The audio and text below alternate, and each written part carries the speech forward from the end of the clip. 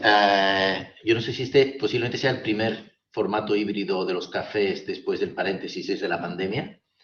Vamos a ver qué tal, porque además hemos querido hacerlo que no solamente sea un formato híbrido presencial y a distancia para el tema que nos ocupa, que es el ámbito de la construcción y sobre todo a pie de obra, sino que también queremos promocionar un poco que sea más un formato mesa redonda que no charla, digamos, charla seminario, que ya tenemos espacio para ello. Lleva por título A pie de obra en tiempos de la inteligencia artificial. La inteligencia artificial, bueno, ya todos sabéis que está pegando muy fuerte en todos los ámbitos. ¿Tiene cabida en pie de obra? Pues no lo sabemos, vendrán preguntas en este sentido.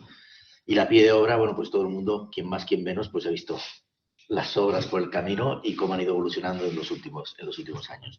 Vamos a hacer, el formato va a ser que tenemos una serie de ponentes que van a hacer una introducción muy rápida a tres pequeños aspectos sobre esta temática, que son Paul Toledano, Felipe Muñoz y Andrés Llopis. Yo introduciré, digamos, el tema, y tenemos después que la sesión será moderada por Ignacio Valero, y fundamentalmente por Ignacio Valero, y de alguna manera también por mí mismo. Entonces, para la gente que no está, digamos, en la sala somos unos cuantos, tampoco estamos intentando que más o menos se vea todo el mundo ahí, en esa imagen. Para todos los que no estáis en la sala, pues os invitamos a participar de una manera tan dinámica como esperamos que ocurra también con los asistentes presenciales. Es decir, utilizar los canales habituales del chat, de las preguntas, etcétera. Porque una vez que pasemos por esas intervenciones rápidas del principio, ya pasaremos a lo que pretendemos que sea más tipo diálogo. Y dicho esto, para introducir el tema, estamos hablando de construcción. Estamos hablando de la construcción, de los retos de la construcción que vienen siendo perpetuos, que si quisiéramos sintetizarlos de alguna manera podríamos decir en el ámbito de la ingeniería civil y de la arquitectura, que viene a ser algo así como dominar el territorio, la gravedad, las escalas, las dimensiones. Creo que la historia muestra grandes construcciones que realmente son sorprendentes y maravillosas, con lo cual desde ya lo que quisiera también es romper un poco este mito que estamos diciendo, que no se innova en la construcción, cuando en la construcción pues tenemos ejemplos más que palpables del gran trabajo que se ha hecho en ese sentido. Lo que ocurre es que es cierto que tenemos nuevos retos que aparentemente en otras disciplinas, como la automoción, pues la aeronáutica u otras, o la electrónica, parece que están innovando de forma más acelerada, si bien los retos son bastante similares en cuanto a sostenibilidad, globalización, industrialización. De esto queremos hablar hoy, así que les invitamos a todas las preguntas que tengan, pues ir pensándolas. También queremos hablar de herramientas, donde aquí también tenemos algunas imágenes de algunas cosas que ya se están dando a día de hoy, y de alguna otra, que es una reconstrucción de un prototipo funcional de una antigua sierra eléctrica de tiempo de los romanos. Estamos hablando del siglo III y IV, que esto recientemente nos llegó, y a mí particularmente me parece fascinante, esa capacidad que tenían en aquella época ya para cortar la piedra de una manera tan precisa, ¿no? Y dicho esto, yo ya doy paso a los ponentes, y empezamos con Felipe Muñoz. Gracias, Javier. Bueno, si bien nosotros quienes trabajamos en el sector, ¿cierto?, sabemos de la majestuosidad de estas obras, y la gente igual las reconoce, pareciera ser que el ciudadano de a pie nos ve de esta manera. O sea, cuando queremos hacer algo, construir algo, tenemos un plano, tenemos una imagen que se nos muestra bien de un piso, ¿cierto?, de lo que queramos, pero el resultado a veces es un poco distinto. Tenemos ese estigma de que al parecer las cosas no salen tan bien, ya sea por el resultado en sí, o porque el resultado es distinto a lo que habíamos prometido, o porque los tiempos se alargaron, o porque los costos aumentaron. Entonces tenemos una imagen de que queremos hacer cosas muy espectaculares, y las hacemos, ¿cierto?, como sector, pero al parecer hay ciertas cosas que no están tan resueltas del todo, o que no quedan satisfechos los clientes, o que de parte de los diseñadores o de los ejecutores también hay ciertas metas o ciertas oportunidades de mejora allí. Dentro de esto, hoy en día vivimos un estado, podríamos llamarle, de transición que se llama la construcción 4.0, donde fuertemente se quiere incorporar tecnología, digitalización, automatización e interoperabilidad, interacción, interconexión entre los distintos dispositivos que están dentro del sector de la construcción. Y dentro de eso hay un concepto muy potente que tiene que ver con el gemelo digital, que se relaciona con justamente cómo nosotros podemos conectar todos estos modelos que tenemos de los digitales, de la parte de estructuras, de simulación, de arquitectura, etcétera, con las construcciones, con los edificios, la infraestructura en tiempo real. Y allí surge una serie de tecnologías que nos van a permitir a nosotros diseñar los proyectos, ejecutarlos de mejor manera, pero en el largo plazo, que pudiera ser incluso más relevante, poder monitorearlos también a lo largo de toda su vida útil y en su etapa de renovación, de demolición o de refacción. Y es ahí donde tecnologías como los drones, como el Building Information Modeling, el BIM, tecnologías de simulación, el Big Data, la inteligencia artificial y muy fuerte la sensorización también vienen a ser un estímulo importante para cumplir este sueño de la construcción 4.0 y de la digitalización en general del sector de la construcción. Es importante recalcar que el sector hoy en día tiene información, pero el sector siempre ha tenido información. O sea, en la antigüedad, ¿cierto?, los planos eran información, pero era información que era, de alguna forma, podríamos llamarla estática. O sea, los planos estaban allí y modificarlos es rehacer o ejecutar en un papel, podríamos llamar, ¿cierto?, una información. Pero hoy en día, gracias al BIM principalmente y esfuerzos grandes de digitalización, hoy en día tenemos un salto, o podemos dar un salto importante, ya que la información hoy en día es digital. Y el hecho de que la información sea digital nos abre un abanico de posibilidades hacia poder trabajar en entornos digitales. ¿Por qué? Porque si nos vemos otras industrias, por ejemplo, hoy en día se dice que una de las grandes riquezas del mundo es la información. Y nosotros esa información no la teníamos digitalizada. Ahora, al tenerla digitalizada, ya podemos hacer muchas cosas más y poder trabajar y procesar esa información de cara a poder optimizar todos los procesos y conectarlos con una serie de tecnologías que recién les estaba comentando. Por tanto, tenemos una situación que en los despachos hemos estado logrando la transición desde el CAD, que podría ser este papel digital de alguna manera, hacia todo lo que tiene que ver con el diseño y la construcción virtual, el trabajo con modelos inteligentes, multiparámetros, con base en el BIM, con diferentes análisis posibles, pero cuando nosotros queremos dar el salto hacia el sitio de construcción, al parecer algo pasa de que esta digitalización, de que toda esta información que es muy rica en los despachos, que es muy rica en la nube o en el ordenador, ya decae y se trabaja en base a procesos relativamente tradicionales o muchos de ellos semi-artesanales. Por tanto, el desafío que nos queda allí, y como contexto hacia lo que viene en las presentaciones adelante, es cómo nosotros logramos hacer la oficina digital del sitio de construcción, cómo llevamos estos bits, cómo llevamos la información, estos grandes volúmenes de información que parecieran ser muy útiles para la etapa de construcción, cómo los llevamos y los desplegamos en la obra, por tanto, cómo utilizamos BIM y todas las otras herramientas en el sitio de construcción, y a su vez lo que nos interesa saber, en resumen, es cómo llevamos la obra a lo digital, cómo le sacamos partido, provecho a toda esta información que tenemos, de cara a poder utilizarla a pie de obra allí en el punto donde se está construyendo en sí el edificio. Queremos ver cómo se despliega esa información y también optimizamos los recursos al final que se han invertido en la etapa de diseño e ingeniería en poder trabajar con todos estos modelos. Queremos ver cómo se le saca el partido y el provecho en la etapa de construcción. Y es allí donde surgen los desafíos, de alguna forma, o los requerimientos del sector hacia lo que viene a ser ya el contexto de la presentación.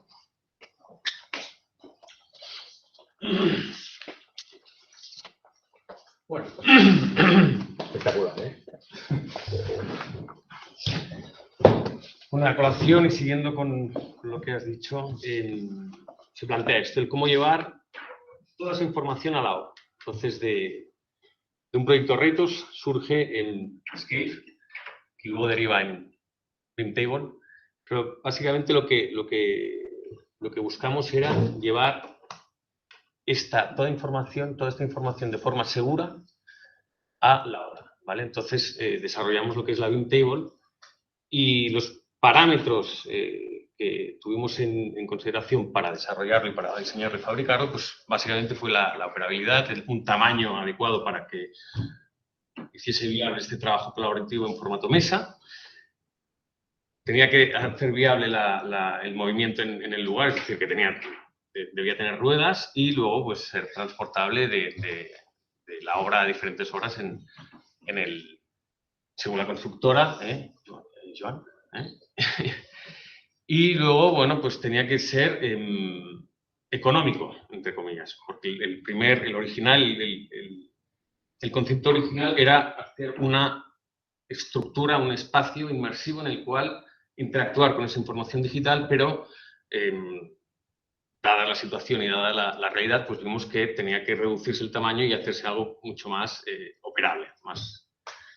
Entonces, los criterios de diseño de la primera BIM Table fueron, bueno, pues una pantalla de gran formato, que tenía que tener formato horizontal para que fuese evidentemente una mesa de trabajo, algo que estamos acostumbrados ahora, pues en la caseta, pues, la interacción con los planos es siempre en horizontal.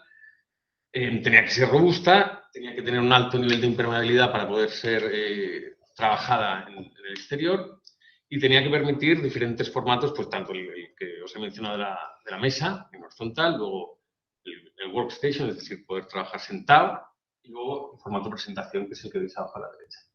¿Vale? Evidentemente, nunca sale todo bien a la primera, entonces hubo una versión 2 que perdimos cosas por el camino y añadimos otras. En este caso, pues tuvimos que hacerla mucho más ligera, reducir el tamaño para que pudiese pasar por las puertas. Tenía que tener un sistema constructivo que lo hiciese estandarizable para poder fabricar pues, de forma más eficaz, eficiente. Pero bueno, los formatos siguen siendo la mesa, es decir, el formato horizontal, el workstation y la presentación. De ahí pasamos a un nuevo formato. Seguimos un poco con los mismos criterios, que era la pantalla táctil de 42 pulgadas, la ligereza, estandarizable, esto nos gustó. Pero añadimos un formato más, que era el de los 45 grados. Esto era básicamente, claro, con reminiscencias de las mesas de trabajo, de dibujo de antaño, pues, y también por una operabilidad también más cómoda.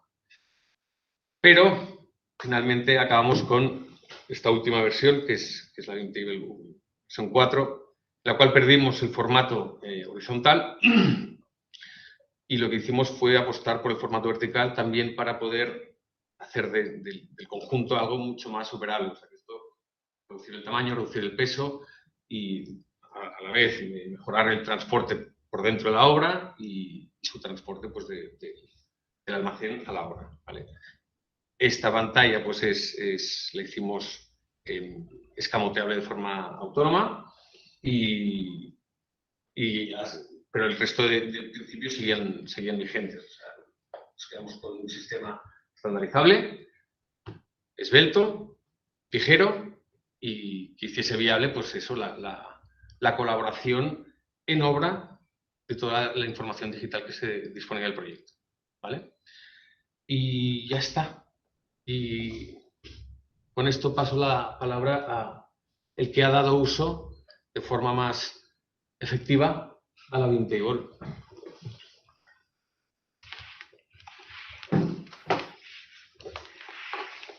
Bueno, primero de todo agradecer tanto a Javier como a Ignacio, como a todo el equipo de CIBNE, el darme la oportunidad de interactuar con vosotros y de charlar un rato con vosotros sobre todo esto, ¿no? Que al final, yo os lo avanzo, lo único que tengo que hacer aquí es aprender, porque toda la experiencia que tenéis y lo habéis explicado, creo que sabéis un poquito del tema. Pues bueno, básicamente yo, como ha comentado Andy, cogí un día las riendas de la BIM Table y fue un poco por casualidad todo, ¿no? Gracias a Ignasi, que está aquí presente hoy, lo conocí un día en una presentación de 011H, la startup donde estoy trabajando, la cual apuesta mucho por el tema de todo lo que es la digitalización del sector de la construcción. Y hablando con él, de que estaba realizando el trabajo final de grado sobre un aspecto de estos, ¿no? La generación de una plataforma que gestionase una obra a nivel digital, me dijo, ostras, pues te tengo que mandar el contacto de una persona, el cual me envió el contacto de Javier, y hablando, pues yo tengo la BIM Table, pues vengo a buscarla y me la llevo de allá, y ¿qué fue? Una semana, ¿no? Y en una semana la cogimos, nos la llevamos a la obra de Hospitalet y hasta el día de hoy que la seguimos teniendo, la seguimos utilizando. Entonces, bueno, como bien aquí podréis observar un poquito cómo ha sido la integración, ¿no? de la herramienta, pero la verdad que nos ha cambiado. Tuvimos un antes y un después con la utilización de la BIM Table porque la apuesta digital que estábamos llevando a cabo era a base de smartphones y de tablets, hecho que nos limitaba un poquito, ¿no? A veces pues una subcontrata no tiene una tablet con la que poder interactuar con nuestra plataforma, ¿no? y de esta manera teníamos como un centro de control, ¿no? Como un kiosco virtual, le podemos llamar, en el cual todo el mundo interactuaba, tanto en fase de planificación como en fase de ejecución, y en las fases de reuniones incluso internas nuestras, ¿no? Nos servía como método de apoyo y como método de conexión entre equipo de ejecución y el equipo de diseño. Entonces, bueno, tuvimos, como os comentaba antes, un antes y un después. Realmente fue, no diré difícil, sino que fue un camino duro, porque, claro, al final es introducir una herramienta completamente nueva y súper innovadora en una obra que ya estaba empezada, que ya estábamos ejecutando unos cambios con el tema de gestión de un software nuevo, ¿no? Pero la gente se adaptó, la gente lo utilizó y realmente nosotros hemos visto una herramienta súper potente, la cual obviamente, ¿no? A partir de aquí, pues, iterar y ver qué soluciones trae, ¿no? Pero realmente nos cambió la manera de gestionar la obra en el mes de noviembre y, como os comentaba, hasta el día de hoy que la seguimos utilizando.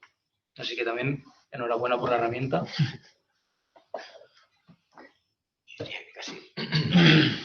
Gracias a los tres ponentes. Habéis cumplido perfectamente el timing que nos hayamos propuesto, también tú, Javier. Creo que lo que procede en primer lugar es dar la palabra a cualquiera que quiera dar su opinión, expresar cualquier inquietud, hacer cualquier pregunta a los mismos ponentes, si es que hay alguna pregunta.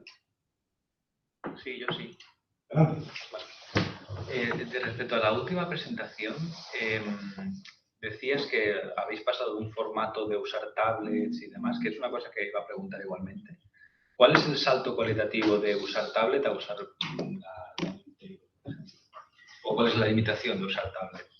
Bueno, seguramente, a ver, me gustaría también remarcar que detrás de toda herramienta, como puede ser una Bimtable o una tablet o un simple smartphone, creo que es bastante importante remarcar que detrás tiene que haber un buen software. ¿Vale? Si tú no tienes, realmente si tú no tienes este software, esta plataforma o un mismo Excel, el cual te permita gestionar una obra digitalmente, no va a servir de nada que tú tengas una tablet, una Bimtable o un teléfono. O sea, no va a servir de nada. Entonces, ¿por qué notamos nosotros este salto cualitativo? Lo notamos en dos fases. Uno, como os comentaba, en la fase de planificación y otro en la fase de ejecución. Por dos motivos. El primero, de planificación, porque de repente se convirtió en una herramienta súper, digamos, colaborativa a nivel de planificación, ¿vale? Nosotros nos guiamos por la metodología Lean Construction, ¿vale? Con las sesiones de Last Planner System. No sé si estáis habituados a esta metodología, pero bueno, por el que no lo esté, son sesiones semanales en las cuales se evalúa cómo ha ido la semana anterior, con una serie de hitos, una serie de actividades, y en las que interactúan hasta el último planificador, ¿no? El Last Planner System. ¿Qué significa el último planificador? El último contratista de la obra está planificando con nosotros. El hecho de cuando entró la Bimtable o cuando no la teníamos, nos hizo este cambio de la colaboratividad. Eran los propios industriales quienes planificaban. Nosotros tenemos un software desarrollado el cual genera todo este flujo de información de actividades dentro de una pizarra virtual, la cual tiene sus POSITs vinculados a zonas y áreas de actividad, con los cuales ellos mismos, después de analizar la semana anterior cómo había ido, venían y al ser táctil y multitáctil también lo permitía, planificaban ellos mismos la obra. Nosotros al final como equipo de obra lo que hacíamos era, desde atrás, mirar cómo ellos dialogaban entre ellos para ver cómo cuadran actividades y una vez habían planificado, pues entrábamos nosotros, ¿no? Y decíamos, vale, tenemos que optimizar esto de esta manera porque si no, no alcanzamos este hito, por ejemplo. Entonces aquí hubo el primer gran cambio, ¿no? Y el segundo fue un cambio que también introducimos nosotros dentro del software a medida que iba avanzando la obra, que fue el gestor documental. Dentro de la plataforma de 011H tenemos una particularidad que dentro de cada actividad que está asociada a una zona y a un plan de trabajo para cada industrial, le vinculamos también la información necesaria para ejecutar esa actividad. Esto incluye planos de mediciones, planos de detalles constructivos, tipología de pintura, de suelo, replanteo, todo. En una tablet se ve bien. Si tienes una tablet normalita como las que teníamos nosotros, que creo que son de 11 pulgadas, puedes llegar a ver esta información, ¿no? Pero muchas veces en los planos se nos escapa el nivel de detalle. vosotros mismos lo sabréis, cuando vas con planos a la obra no llevas DIN A4, llevas papel más grande y tienes que ver detalles mucho más, con mucho más tamaño. La Bimtable nos lo permitió. Esto hacía que tú tuvieses un plano en tamaño 45 pulgadas, 42 pulgadas, 42 pulgadas, el cual puedes hacerle zoom, el cual puedes ponerle cualquier tipo de comentario, porque, como os comentaba, al ser táctil es un ordenador, tú puedes editar este plano y volver a colgarlo a la plataforma para estar en contacto directo con el sistema de diseño, y la Bimtable pues, nos facilitó toda esta faena. ¿Alguna pregunta más? A ver, yo tengo otra, no quiero ser pesado. No, adelante, adelante. Ya lo sé yo si hace falta. Relacionado con el software que comentas, o sea, yo no soy de este mundo de la construcción ni de lejos, pero si yo fuera una persona que tengo que trabajar contigo de nuevas, ¿cuál es la burocracia digital que tengo que asumir? En el sentido de, claro, me tengo que sincronizar, ¿no? O sea, tengo algunas tareas que tengo que cumplir para meterme en el workflow, ¿no? No, porque cómo hemos pensado el desarrollo del software es precisamente para esto, para que, obviamente, al ser algo nuevo, la licencia que tendría, tienes que aprender cosas nuevas. Sí, pero bueno, sí. Simplemente tienes razón, o sea, obviamente tienes que pasar por un proceso previo de cómo utilizar el software, pero es que lo hemos desarrollado lo más simple posible. O sea, el objetivo principal es es llegar hasta que la última persona del mundo pueda utilizarlo. Que sea súper intuitivo, súper clarificador, con un nivel de detalle mínimo, pero que a la vez sea que le saques el máximo rendimiento a ese mínimo nivel de detalle, ¿no? Pues obviamente que todo esto ha ido pasando por fases de, no diría formación, sino de explicar, oye, hemos implementado esto nuevo, porque también el software se va desarrollando a medida que vamos trabajando, pero lo que te comento, a nivel dificultad o a nivel que tienes que saber tú antes, es saber tocar una pantalla táctil. Y hoy en día podemos decir que al menos aquí seguramente en Barcelona o en España, el 90, pondré la mano al fuego, el 95% de la gente tiene un móvil táctil en su bolsillo. Sí, aunque no, vale. Sí, por favor. Sí, o sea, yo iba más en relación con, para que toda la rueda siga girando bien y todos estemos sincronizados, ¿cuál es el nivel de información que tengo que aportar yo al sistema? ¿Como ejecutor de la obra o como equipo de diseño, por ejemplo? Lo que quieras explicar. A ver, al final, como ha comentado antes Andrés, bueno, realmente tanto Javier como Felipe lo habéis comentado en la presentación, podemos decir que en la fase de diseño está muy implementado lo que es la digitalización, ¿no? O sea, hoy en día, vamos, es imposible que le digas a un arquitecto que va a tener que hacerme los planos de una obra en papel y boli o lápiz. Entonces, para más tema ejecución, bueno, la interactuación tiene que ser diaria, te diría, ¿no? Que tú seas el que cierra e inicia actividades, ¿no? Porque es un proceso muy industrializado. También enfocamos hacia la industrialización de lo que es la obra on-site para llevar este control, ¿no? Cada actividad pues tiene su inicio y su fin, controlas tiempos, sacas reports, analizas estos datos que te están sacando. Entonces, bueno, la interactuación tendría que ser, sí, un poco diaria. Yo sugeriría que tal vez es llevar los procesos que en la industria hace decenas de años que funcionan a la construcción, donde, bueno, la procedimentación desde el punto de vista digital pues es relativamente novedosa. Por lo tanto, el grado de aportación está en función de la demanda. Diaria o no diaria, pues dependerá, porque hay un planning de obra y al final pues cada uno entra en lo que entra y cuando entra, ¿no? Javier. Sí. Primero saludar a todos y felicitarlos por la presentación, que ha sido muy concreta, rápida y muy rica en información. Estamos hablando de la Bimtable, ¿no? El concepto BIM está integrado en la plataforma, están trabajando sobre los planos de diseño originales, las de obra, los finales. Esto me imagino que tendrá un cambio de versiones, digamos, diariamente o semanalmente, que está asociado también a una cultura de la propia obra. ¿Cómo lo veis a esto, no?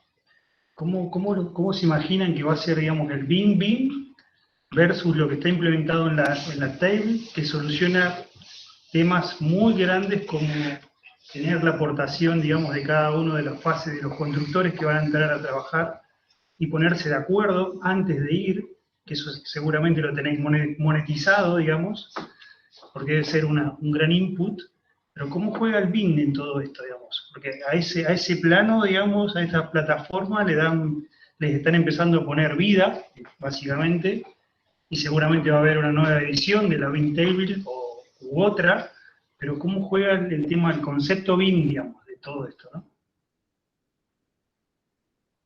Primero, ¿qué es BIM? Bueno, hoy es un gran gestor, yo lo entiendo como un mega gestor de información, multidatos, integrados. BIM, por lo que yo entiendo y por lo que es una metodología. Es una metodología de trabajo colaborativo. Punto.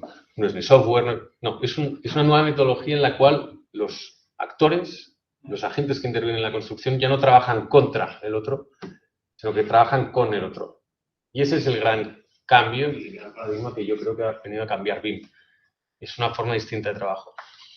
Evidentemente, dentro de BIM, pues está Revit, está Tecla, están mil programas buenísimos que ayudan a consolidar este concepto de colaboración. Pero BIM, en realidad, es una metodología de trabajo colaborativa. ¿Está de acuerdo? Bueno, aquí Ignasi podría decir algo. Aquí Ignasi podría decir algo. Pero pues, el tema de metodología, cuando decías BIM en proyectos finales o durante la obra, se debe tener en cuenta que cuando haces el modelo digital, no es igual que un coche, no haces un modelo digital del coche para diseño y después otro para fabricar y después otro para mantener. El modelo digital originario engloba todo y vas limpiando lo que vas necesitando en cada momento, ¿no?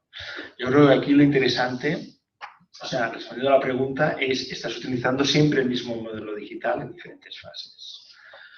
Pero yo creo que lo interesante es el paso que hace 011H para incluso es el paso interesante. Porque del BIM de la oficina al BIM a la obra hay muchos kilómetros. O sea, yo diría que quizá el 80, para dar datos, 80-90% de las promotoras no hacen utilizar las constructoras el modelado digital que han hecho con BIM, con sus arquitectos y sus ingenieros. Aquí se pierde toda la información, ¿vale? Por eso me preguntaba. Entonces aquí este paso de llevar el BIM a la obra, que significa poder actualizar, ¿no? Ya no en el estudio o en el despacho, sino entre tochos, hormigón, suciedad, etcétera, hacer este avance en la fase del BIM es muy importante. 011H, claro, tiene un sistema industrializado que aún es mucho más potente, porque quiere decir, no nos ha enseñado alguna imagen de las que tenía en el vídeo, pero allí no hemos visto ningún modelo digital BIM. Era metodología del Lean que lo unes a las necesidades y actividades que el BIM te está pidiendo, ¿no? Es, vamos a colocar una ventana. Entonces, claro, cuando unes, yo diría, y Paul nos puede dar más información, unes el código de barras de la ventana, ¿no? Desde que sale de la fábrica de las ventanas hasta que te llega a ti como el almacén, hasta que te llega con el camión a la obra, y esto está trazado, pues después por fin ya tenemos todo, ¿no? De alguna manera en el mismo entorno. Si esto además hay una metodología aparte del BIM, la parte del Lean, que es el Lean Construction, no deja de ser la adaptación del Lean Management en el mundo de la construcción. Y eso lo hizo un finlandés, se llama Lauri Koskela, hace 15 años. O sea que las es que hemos perdido unos 70 años en el sector de la construcción, ¿no? Pues esto que vemos aquí, claro, lo puedes, cuando dice P1B, yo supongo que es planta primera, el piso B. Entonces, claro, estos datos, si los podemos unir al modelado digital de en la planta primera, el apartamento B, pues claro, empezamos a tener todas las informaciones a disposición, ¿no? Y respondiendo a la pregunta tuya, es decir, ¿cuál es el cambio de la tableta a esto? Yo creo que es que nosotros, aunque todos tenemos teléfono, yo no le dejo a él tocar mi teléfono, ni mi tablet. Pero le obligo a utilizar la BIM Table. Y esa es la diferencia, ¿sabes? O sea, tú puedes ir con un portátil, pero pocas veces me dejarás a mí decir, no, no, es que el atuendo es el 5 y te lo voy a cambiar, déjame el ordenador y te lo voy a cambiar yo. Este paso es bastante complicado. Cuando lo pones en un entorno así público, yo creo que se da un salto en las capacidades. Y es que entonces la información que tienes aquí, cualquiera puede entrar y tocarla. En cambio, cuando tenemos un utensilio manual propio, individual, esto no lo hacemos, ¿no?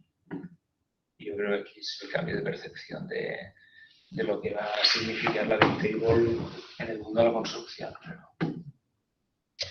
Javi, ¿podrías presentar a este señor al que acaba de hablar? Bueno, mi nombre es Ignacio Bernal. Bueno, Ignasi, es que tienes tanto, digamos, tanta actividad. Ignasi lleva, entre otras cosas, la BIM Academy, el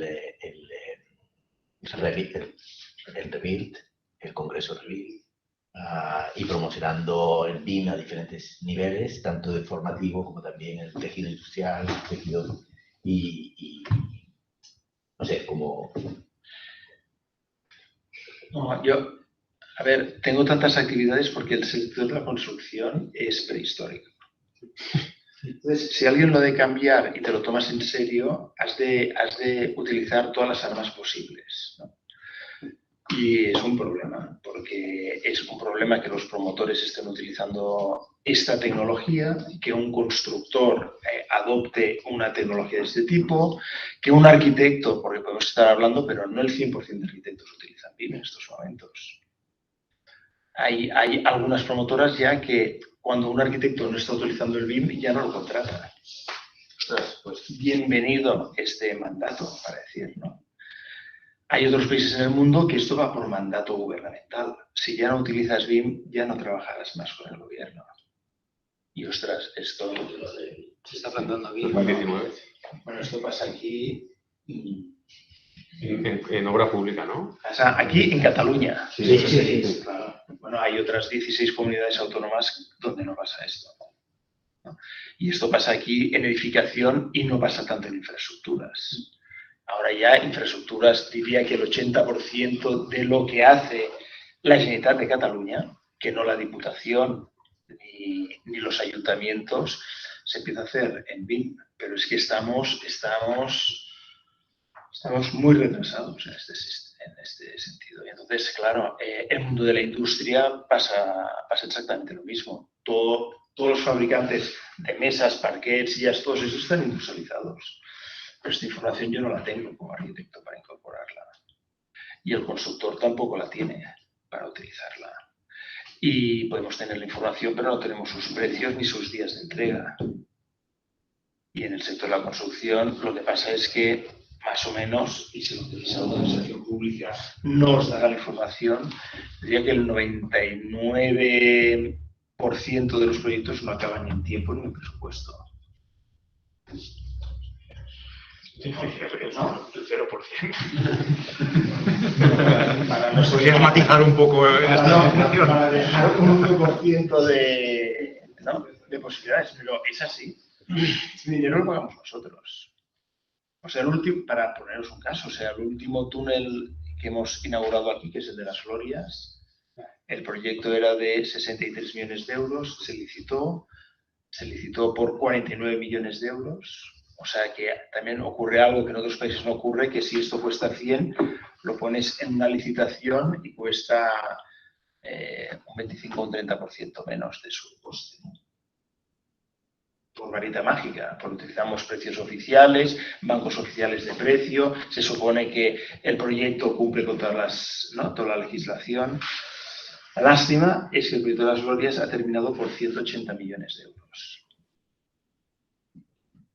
De 49 a 180. Esto lo pagamos todos.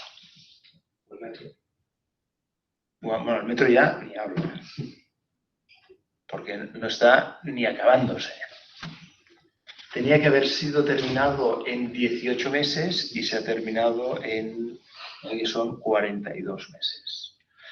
Esto como sociedad lo permitimos.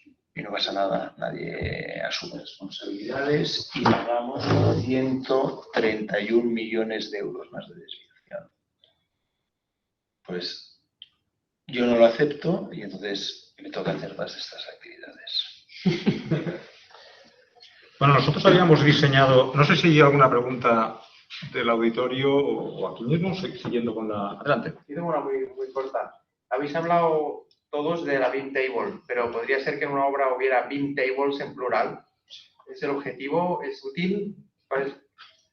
Quizá con otro formato, quizá no sea una caja con ruedas y con una máquina muy potente, porque es lo que lleva actualmente, pero el mismo concepto de plataforma colaborativa en la que puedes interactuar con la información digital de la obra, eso sí, sí. Que me he imaginado al de la ventana o al del pladur teniendo que bajar a la planta baja a consultar una referencia y teniendo que volver a subir arriba, digo, un poco rollo. Sí, esto con infraestructuras aún es más importante, porque en infraestructuras tienes proyectos que son kilómetros de largo, ¿sabes? Entonces, claro, me he olvidado de un cambio y es de hacer 3 kilómetros y volver para volver a ir, eso puede ayudar muchísimo. ¿Te acuerdas de una sesión que hablamos del BIM Wagon? Sí. Hay por ahí uno ya, ¿eh? De hecho, la primera idea de la BIM Table fue para obra lineal. Hace ya no sé cuánto tiempo. 2016. Bueno, yo sí que, más que preguntar, tenía un comentario, casi por alusiones también. Pero, porque claro, al final, cuando se habla de estos temas, en general estamos entre conversos, ¿no? Todos creemos en la digitalización, todos creemos que mejora la construcción, y es así, sin ninguna duda. Pero claro, tenemos que convencer a los no conversos. Y cuando vas a convencer a un no converso, lo primero que te pregunta es, bueno, pero entre hacerlo digital y no hacerlo digital, ¿cuánto dinero gano más por hacerlo digital? Y esto se aplica al BIM y se aplica a cualquier aspecto digital de la obra. Y esto yo creo que todos es una pregunta que tenemos pendiente responder. Porque es la clave de él. Es decir, Ignacio lo comentaba, el BIM se está imponiendo porque te obliga el cliente. Pero si el cliente no te obliga, estaríamos haciendo, o tendría la penetración que tiene el BIM, pues seguramente no tendría tanta.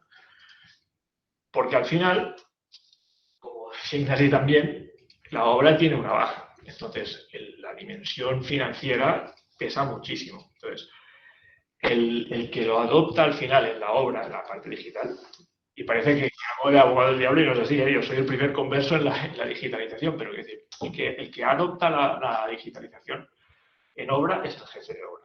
A no ser que el cliente le obligue, ¿no? Pero es el jefe de obra. Y para convencer al jefe de obra es muy importante que de alguna manera traduzcamos todo nuestro discurso a euros. Porque si no, de alguna manera, por ejemplo, lo que contaba Paul, ¿no? De construction. Todo eso, de alguna manera, y yo estoy convencido que la tiene la traducción, pero nos falta ese paso de decirle, oye, entre hacerla con Lean Construction y no hacerla, pues te vas a ahorrar, me lo invento, un 10% de coste. Ese paso lo necesitamos y hay que hacerlo lo más rigurosamente posible para acabar de realmente hacer una campaña eficaz. Porque si no, porque al final, si no, es muy complicado, porque las obras tienen muchos problemas, están cogidas con las bajas que están cogidas. Luego los proyectos también, pues a veces tienen sus complicaciones, etc.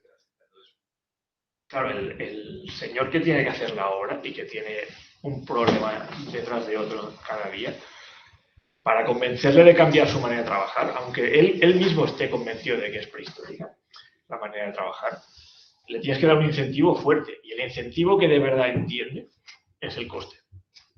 Bueno, el coste, o bajar coste o subir venta. Y eso yo creo que a todos, como un grupo de conversos, si lo quieres llamar así, nos falta eso. Porque todos tenemos claro que el BIM te ahorra costes, pero yo, sinceramente, y a lo mejor es que me falta mi información, pero aún no he encontrado quien me diga cuánto coste te ahorra el BIM. Yo estoy convencido de que el BIM me ahorra coste, pero cuánto coste me ahorra no lo sé. Y no se lo sé explicar a mi jefe de obra. Y ese es un tema pendiente capital, al menos a nivel de la constructora. Está contabilizado, ¿eh? Sí. Lo que pasa es que también está contabilizado de una manera industrializada. Entonces, si yo le pregunto a Paul a cuánto cuesta la hora de reunión, me gustaría saber si lo tiene contabilizado así. Porque claro, Lean Construction elimina reuniones. No genera reuniones, sino que las elimina. Pero esto lo tenemos contabilizado. Terminar días antes una obra lo tenemos contabilizado. ¿Realmente? Quien lo que tiene contabilizado es el promotor. Bueno, en gastos indirectos y generales de la constructora también. Sí, ya, pero o sea, pasar de 18 meses a 46, o sea, triplicar, si lo tienes, ¿sabes? O sea, si lo tienen contabilizado es brutal. O sea, el hecho de que ninguna obra termine a tiempo es que no tenemos contabilizado el tiempo. Desde mi punto de vista, ¿eh? Sí, porque si fuera importante, pues esta sería una clave, porque es intangible.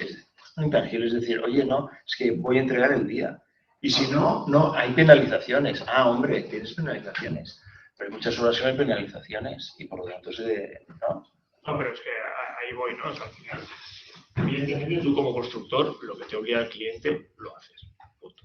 Eso no se pone en cuestión. Pero lo que no te obliga al cliente, lo haces si tienes claro el retorno económico que tiene. Si no, insisto, y claro, es que el perfil que lo analiza y decide no soy yo. O sea, es el perfil del jefe de obra. Entonces, ese perfil en general, con algunas excepciones, pero en general su esquema de análisis es, oye, ¿qué retorno tengo? Si tengo claro el retorno, lo aplico. Si no lo tengo claro, no lo aplico porque suficientes problemas tengo. Entonces, claro. ¿Me permitís una reflexión? Sí, por favor, Andreu, adelante, te iba a dar paso ahora mismo. Sí, gracias. A ver, esta discusión que estáis teniendo ahora mismo a mí me interesa mucho. Yo, cuando terminé la carrera de Ingeniería de Caminos, me fui a hacer un máster en MIT con un proyecto de máster, un proyecto para tesis que planteé inicialmente muy relacionado con todo lo que es BIM.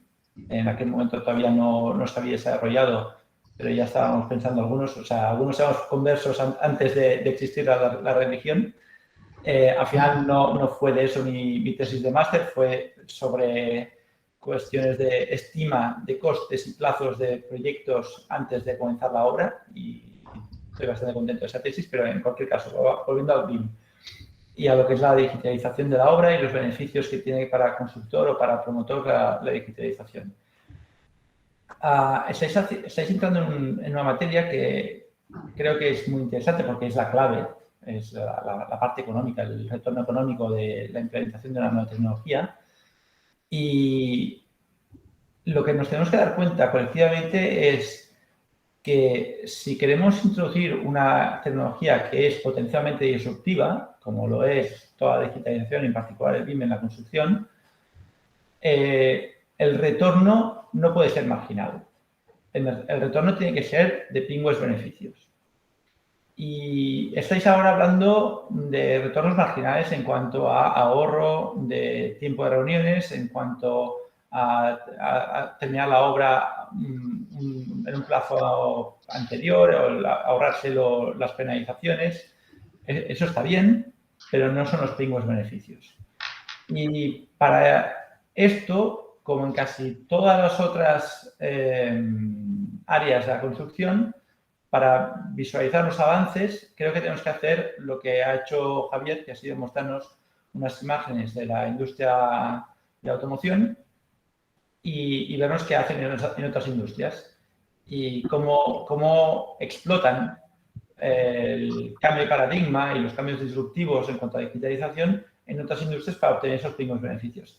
Y lo que hacen es pensar en la propiedad integral del producto que fabrican y en todo su ciclo de vida.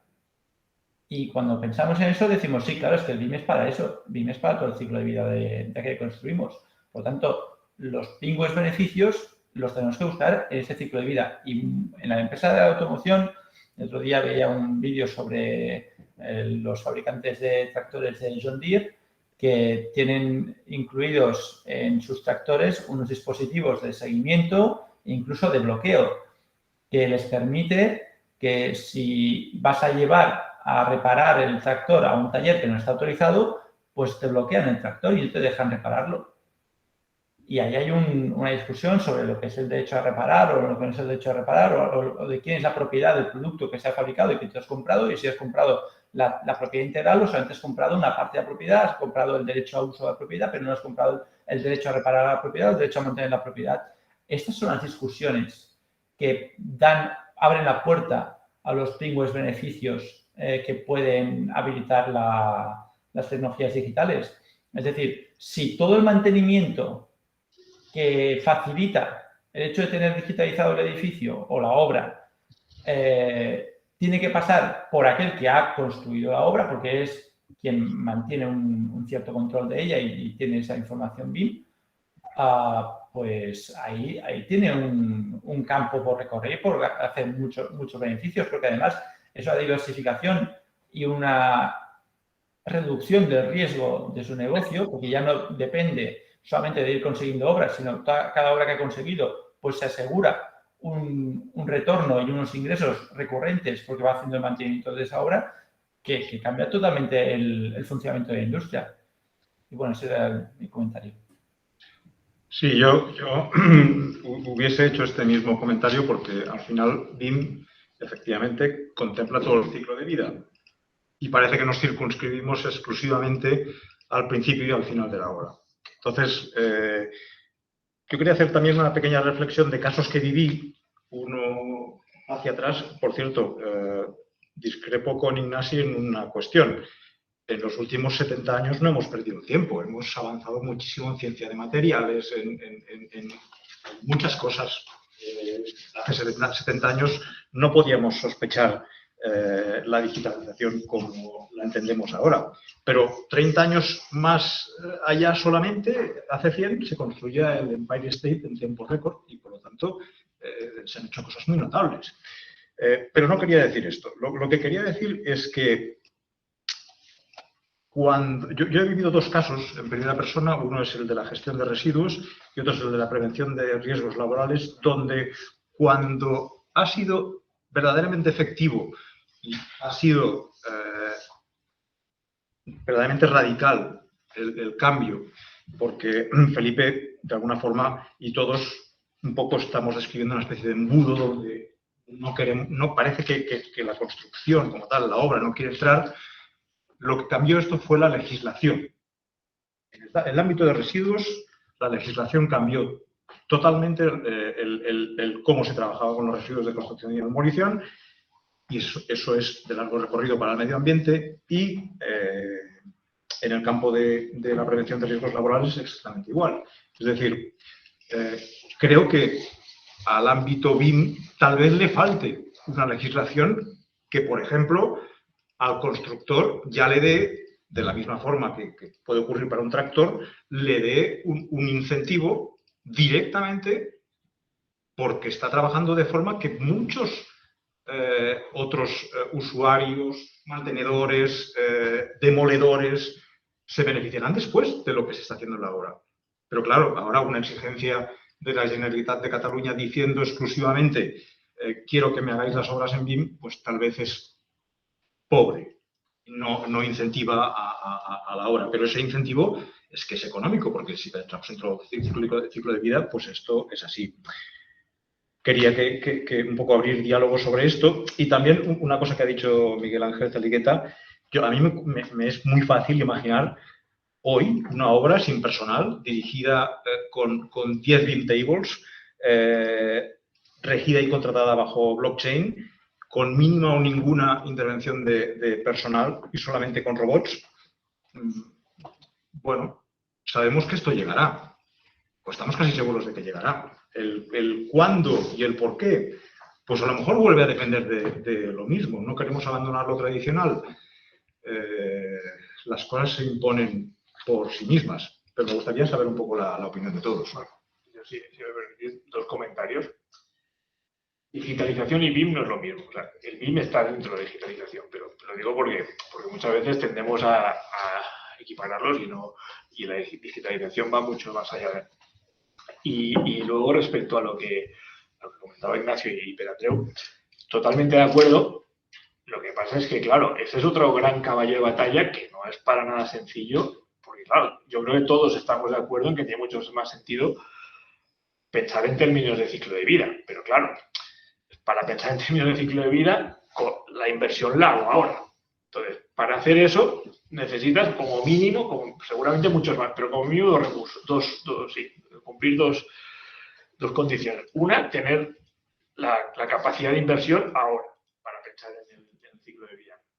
Y segundo, volviendo a expresarnos en términos de incentivos, y un poco lo decía Perandeo, claro, el principal incentivo es si yo soy constructor y mantenedor, o soy el propietario y, claro, tengo el incentivo porque voy a tener la obra durante toda su vida útil, o gran parte de ella.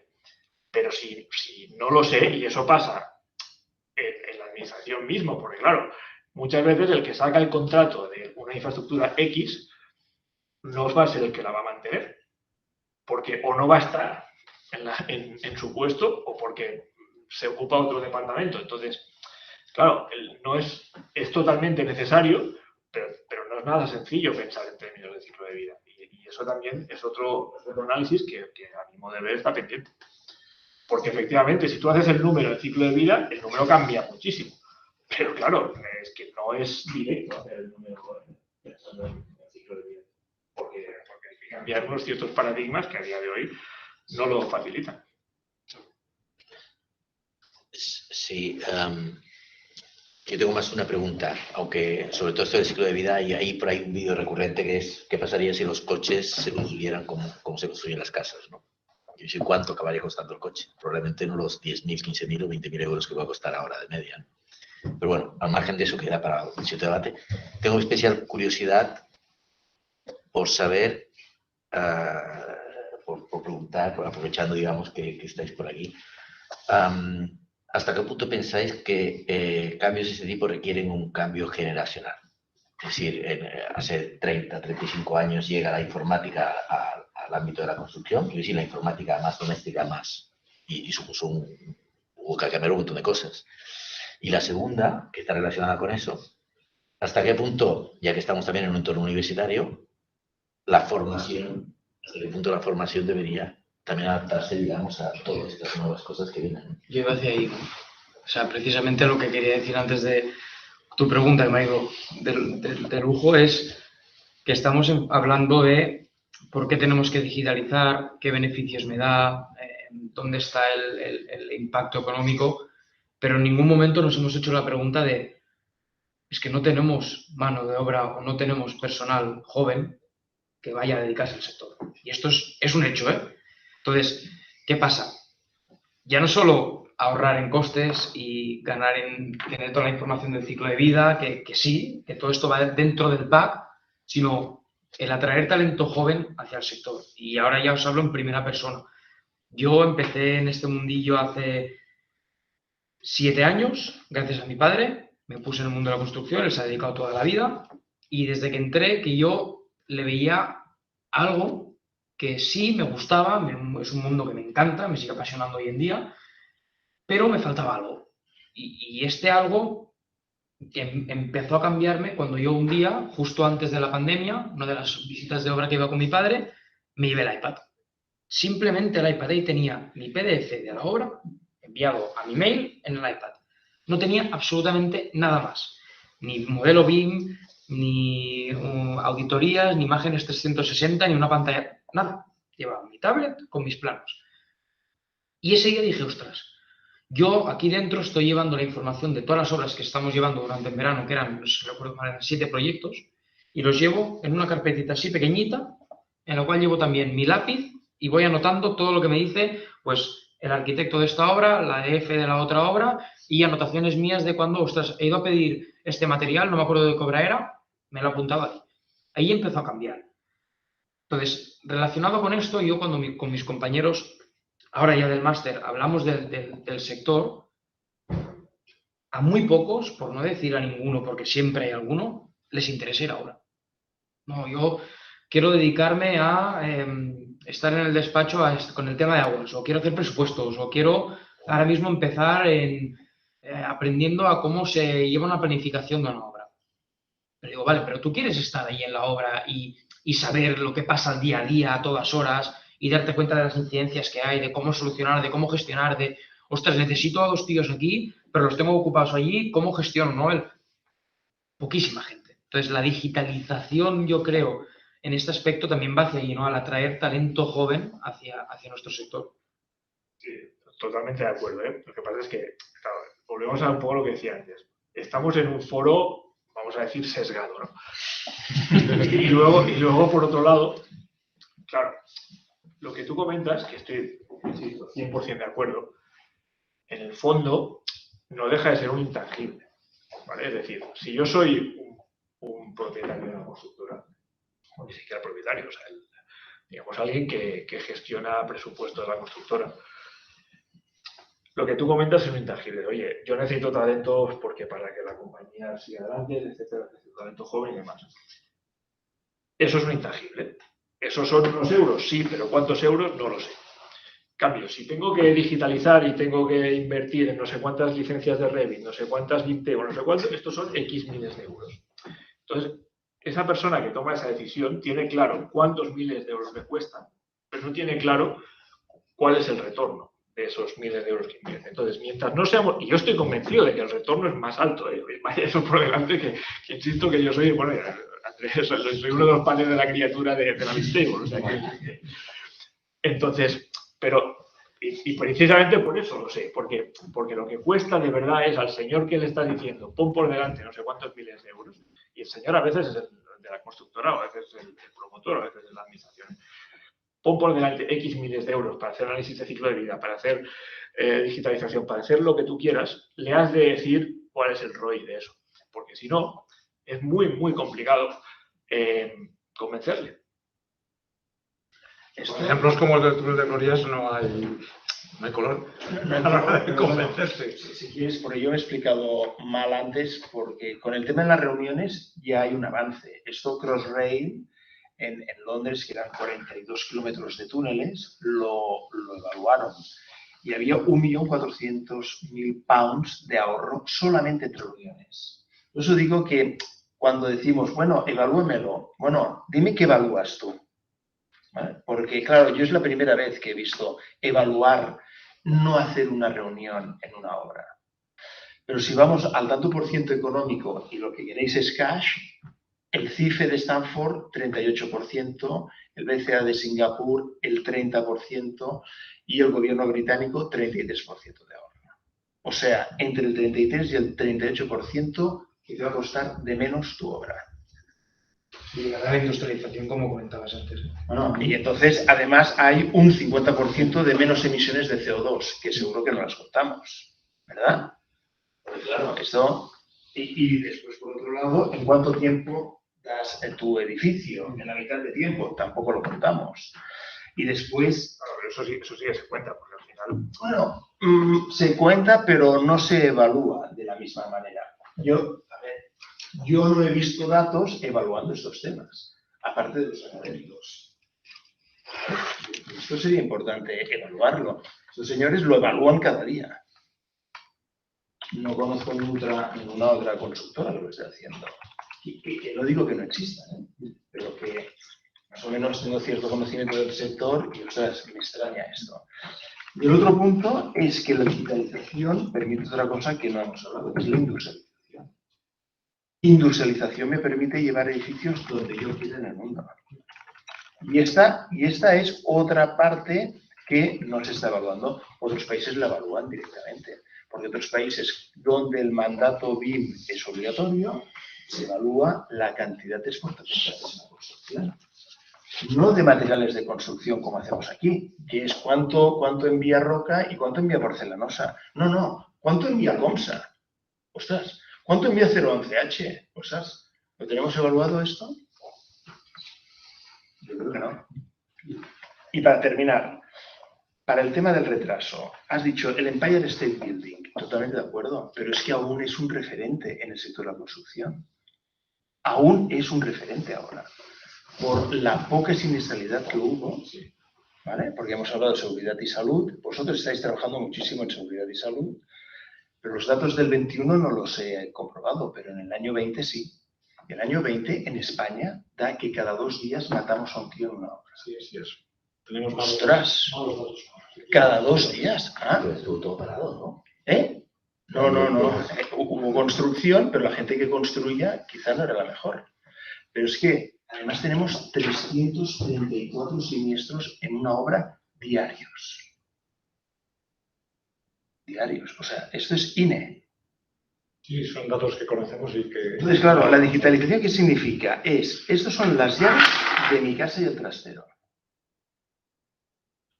que va a 0 km/h. Esto es la llave del portón y de las cuatro puertas de mi coche. Y además enciende una luz antes de que yo llegue. Además sabe que soy yo. Entonces, claro,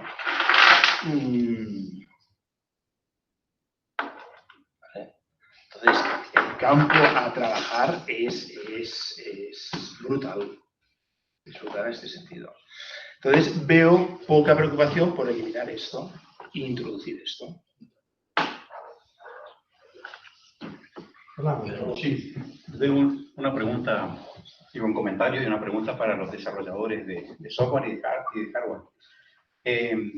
Yo me imagino, ya yendo al futuro un poco, que esto, ya, digamos, si habéis pensado, por ejemplo, en que esta BIM Table pudiera ser, por ejemplo, transparente y que pueda utilizarse en realidad aumentada, que tú puedas venir, poner la BIM Table aquí y decir, mira, pues, ¿cómo quieres tú distribuir la cosa? ¿No? Tú la puedes estar viendo detrás de la BIM Table, el ambiente vacío, y ahí pues poner las cosas que te interesa, digamos, colocar en su momento, detectando, digamos, la cabeza, ¿no? de la persona que mira, que está y que, bueno, que pueda, ¿no? O sea, que sirva también una ventana a ver cosas que no... Y esto, por un lado, digamos, realidad aumentada, por otro lado, todo el tema que se está viniendo, como hablaba, digamos, de las tecnologías, tenemos todo el metaverso, lo tenemos encima. Entonces, tú puedes ser creyente o no creyente en el tema de las tecnologías digitales, pero es algo que te va viniendo encima. Así que más adelante tú tienes que ponerte unas gafas de realidad virtual y empieces a ver la obra en cosas que pueden estar pasando, ¿no? Bueno, o que utilices la BIM Table para proyectar lo que puedes estar viendo, lo que tú puedes estar viendo con las gafas virtuales, pues proyectándolo en la BIM Table para que lo vean los demás y que tú puedas estar interactuando en tiempo real con cosas que te interesa mostrar y que la gente pueda estar viendo en lo que puedas estar diseñando, trabajando, ¿no? Con las gafas de realidad virtual. Entonces, a mí ya estoy volando en el futuro, digamos, y es saber, preguntar un poco si habéis pensado en esto, y si no, para que penséis, porque el metaverso se viene encima. Ya estamos viendo muchos vídeos, por ejemplo, decía de la robótica para transportar materiales dentro de la obra y todo esto en fábricas completamente automatizadas, que cada vez, eso, digamos, antes era ciencia ficción, pero cada vez está siendo más realidad. Y lo otro es el tema de flujo, de optimización de flujos de procesos. Si tú tienes, por ejemplo, de un proveedor que se te retrasa en la entrega, ¿cómo tú puedes optimizar? Es decir, bueno, para que estas personas ahora pues vayan a hacer otra cosa mientras llega este material que está retrasado, o a lo mejor está todo bien, pero estás viendo que te estás quedando sin stock y necesitas hacer... digamos, toda esta optimización de flujos, y eso también forma parte del software actual, o si no, bueno, para ir pensándolo y de ir incorporando. Nosotros pues tenemos partners que quieren trabajar con nosotros, que se dedican al tema de optimización de procesos, de flujo de procesos, y sería una opción también para ver de hablar pues, con ellos, de integrarlo, de ver. Puedes dejar ahí un poco la pelota picando. Es un puntito más. Históricamente, cuando uno entraba a una obra, voy a usar palabras que quizás no son españolas, pero a un obrador en Argentina, empezabas a ver las pilas de materiales, todo lo que es cemento, hierro, piedra, etc. Claro, eso en realidad es un inmovilizado económico, ¿no? O sea, lo estás estoqueando ahí por las dudas, por si tenés un retraso, por si no llega el proveedor a tiempo. Con todas estas tecnologías tenemos que estar hablando del just in time, digamos, ¿no? O sea, no podemos no pensarlo, digamos. Ahora, la cultura de los proveedores, la cultura del jefe de obra, tiene que cambiar para poder traccionar a eso. Y ahí voy a poner un temita más.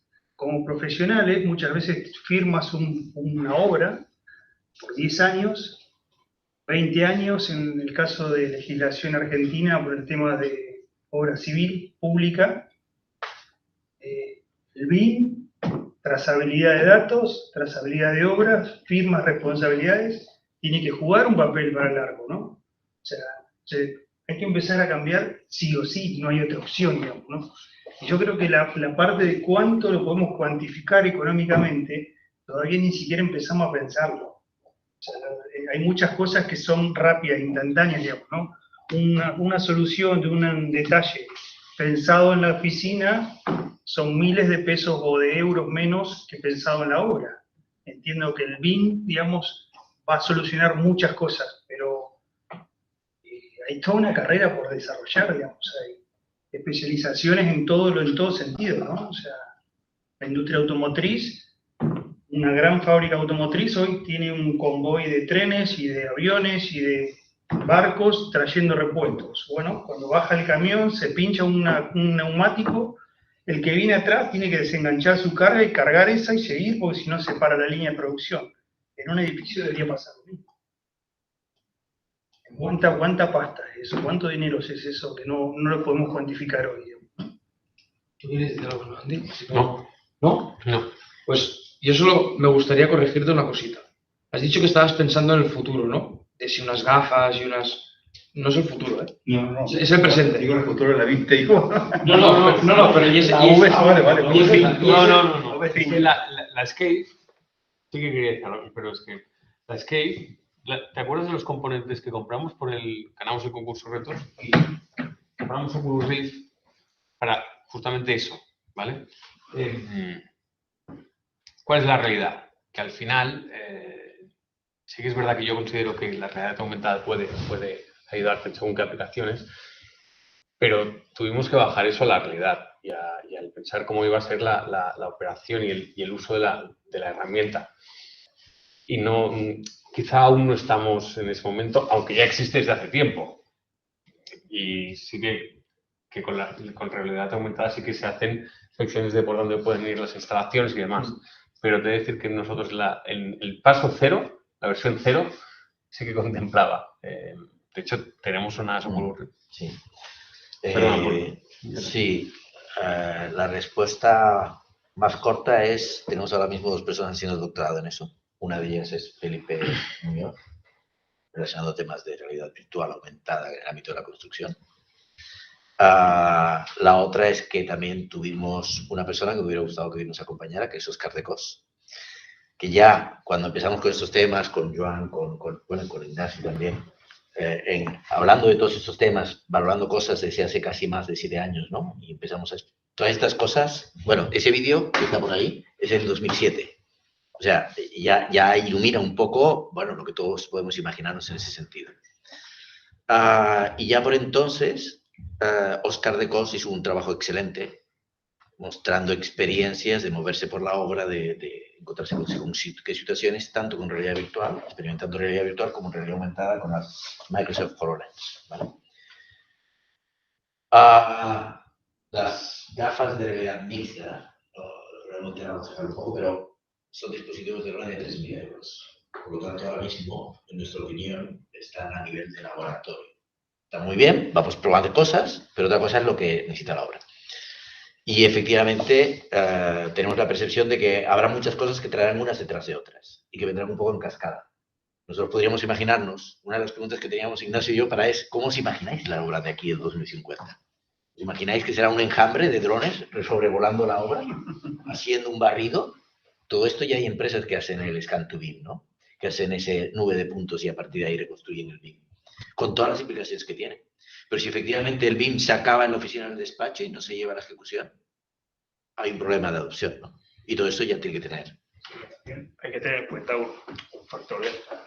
Porque, por ejemplo, lo que comentaba Ignasi, esos porcentajes, también hay que ver en qué tamaño de obras, porque claro, no es lo mismo proponer una metodología de trabajo, insisto, porque yo creo que estamos hablando mucho de BIM y es normal, pero digital no es solo BIM, es muchas cosas. No es lo mismo plantearlo en una obra de 100 millones que en una obra de 1 millón. Claro, hay muchísimas más obras de 1 millón que de 100 millones. Pero eso también hay que tenerlo en cuenta, ¿no?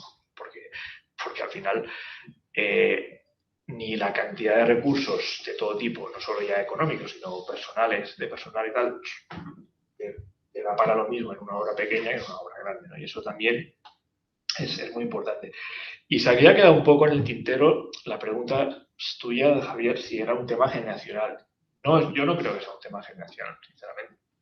Es un tema de cultura del sector. Y la cultura del sector te viene muy condicionada por todo lo que estamos hablando y por la legislación también. Cuando digo generacional me refiero a, en su momento, cuando se incorporan los ordenadores, ya poner el papel a la impresora, a mucha gente incluso le costaba, es un tema de un aprendizaje, ¿no? Y entonces si uno está en el día a día, que casi se queda con el tiempo que en su día a día con las herramientas convencionales, pues ya tiene mucha complejidad para sacar el trabajo afuera, si además... Pero al final, digamos, el factor generacional te puede condicionar la velocidad de adopción o la sencillez de adopción, pero no la motivación. La motivación, te digo yo, que es independiente de la generación. Y tengo otra pregunta en ese sentido, porque claro, cuando hablamos de industrialización, de digitalización, industrialización en definitiva es masificación, es procesos mecánicos automatizados, etc. Mi pregunta es cómo es que el off-site no tiene más presencia en construcción. No sería razonable. También hay que tener en cuenta otra cosa, ¿no? Que a lo mejor no hemos comentado y que también tiene su peso. O sea, no es lo mismo una obra de un edificio o de una nave industrial, y por ahí, incluso dentro del edificio también hay que ver qué edificio. Pues claro, una cosa es un edificio tal y otra cosa es el Guggenheim, ¿no? De Bilbao. O una obra singular que tenga muchos, claro, no se puede plantear.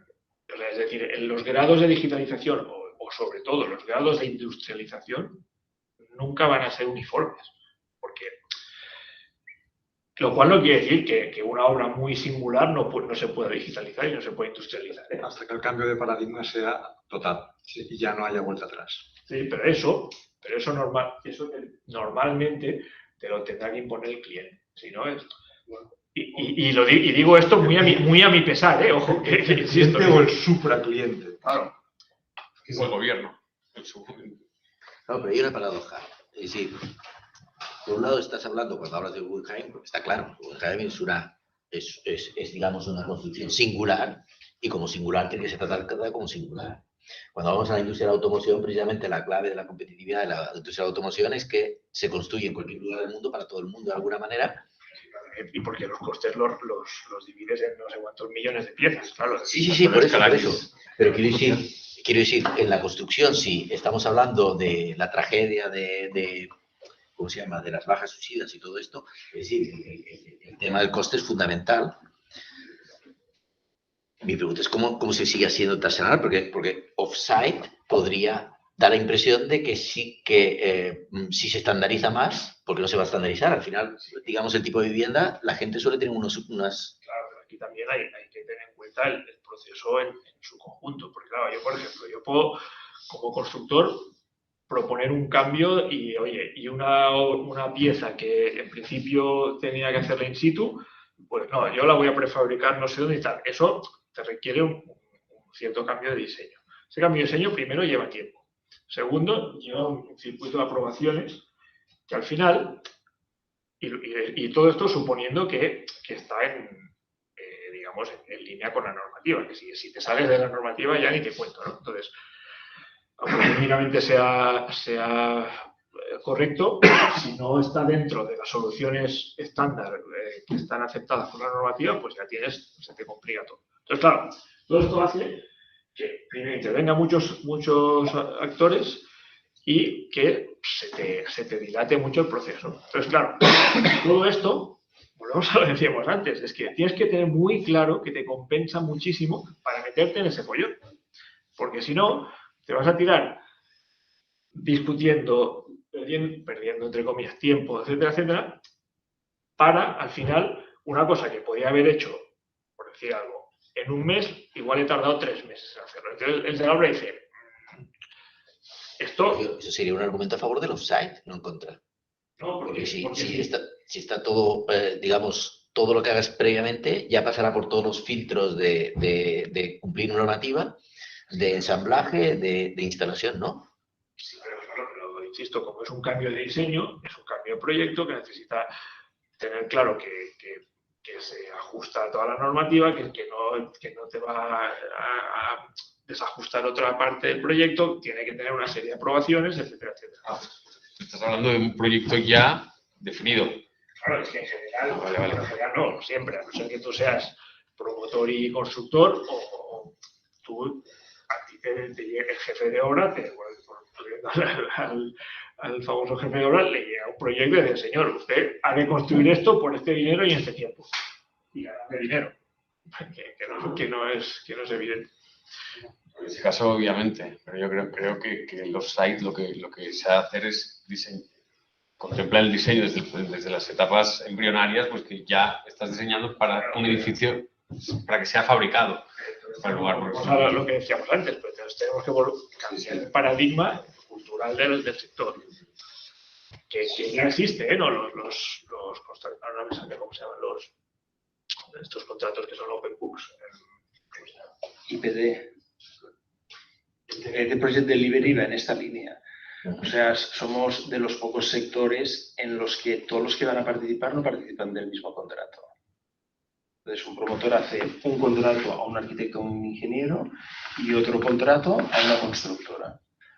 Esto no pasa en otros sectores. En los otros sectores lo que se hace es un contrato para ese proyecto. No contrato a un director de cine y unos actores, etcétera. No, oye, es que entre todos hemos de hacer esta película. Como esto no se entiende la construcción, se van partiendo los contratos. Y este señor no sabe nada de mi proyecto hasta el día que lo recibe. Y lo primero que va a hacer el segundo día, después de recibirlo, es cambiar mi proyecto, como es normal. ¿Por qué? Porque yo he utilizado una serie de encofrados y una serie de medios que yo, como no conozco sus recursos, he pensado aquellos que eran los más idóneos. Este señor, pues quizá no tiene encofrados elípticos y lo primero que hará es, así, encofrados serán circulares. ¿No? Circulares, elípticos, no tengo.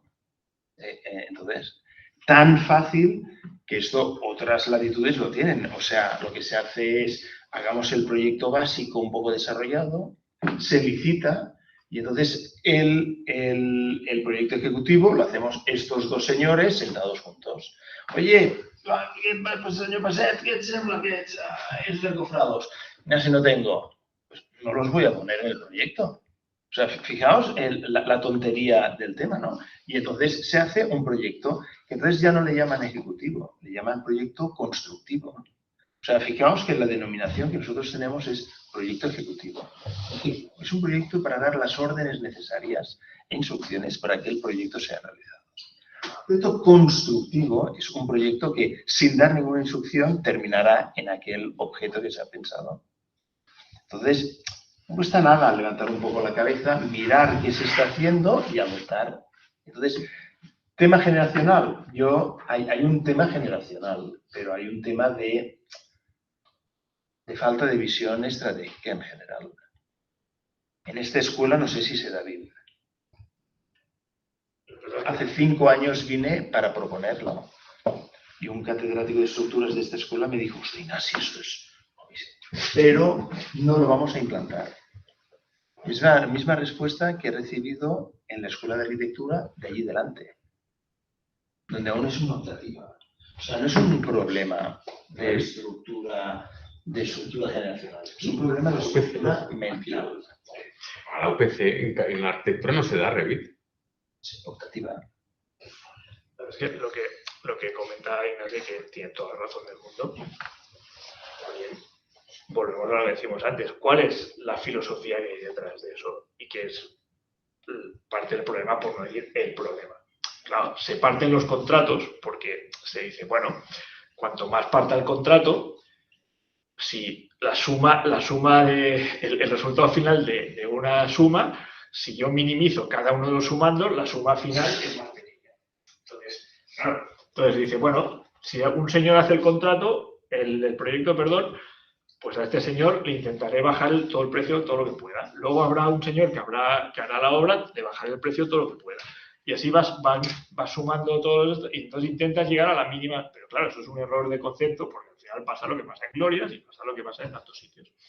Y así tienes la razón. Y es que está inventado ya. Si es que tú te vas a Escandinavia, por ejemplo, a otros sitios y en proyectos pequeños, ¿eh?